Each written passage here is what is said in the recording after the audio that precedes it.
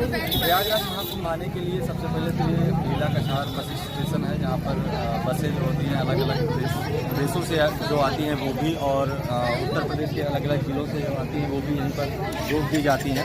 ये सोराव में पड़ता है बेला कछार रेलवे स्टेशन, और यहाँ से जो है बस स्टेशन के बाद में आपको 10 से 12 किलोमीटर की करीब दूरी है संगम घाट की, और उससे पहले भी जो कई घाट स्टार्ट हो जाते हैं यहाँ पर। हालांकि कछार घाट भी है 1-1.5 किलोमीटर की दूरी पर, लेकिन वहाँ पर बहुत कम लोग नहाते हैं।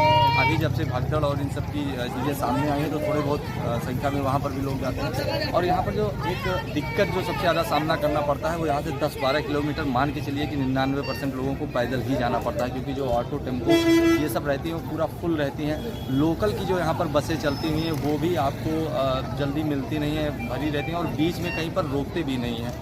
और उधर से भी आने में भी यही दिक्कत सामने आती है, क्योंकि 1-2 जगह पर तो आपको ऑटो वगैरह मिल सकते हैं, लेकिन जो सरकारी बसें लोकल की चल रही हैं वो भी कहीं पर नहीं रुक रही हैं। तो मान के चलिए कि 20-22 किलोमीटर पैदल चलना ही पड़ता है। बाकी संगम घाट में जो आप जाते हैं तो वहाँ भी ये स्थिति रहती है, आपको 3-4 जगहों से घुमाया जाता है। बाकी यहाँ पर संगम में ऐसा नहीं है कि कुछ बहुत ज़्यादा महंगा मिल रहा है। हाँ, संगम घाट के आसपास में प्रयागराज में थोड़ी बहुत वहाँ पर महंगाई देखने को मिलती है। कुछ चीज़ें 2 गुना और 3 गुना 4 गुना दाम में आपको मिलेंगी, लेकिन उसके अलावा फिर धीरे धीरे प्राइस जो है वो सही होता चला जाता है, और जितनी आप दूर होंगे उतना ही प्राइस सही हो जाएगा।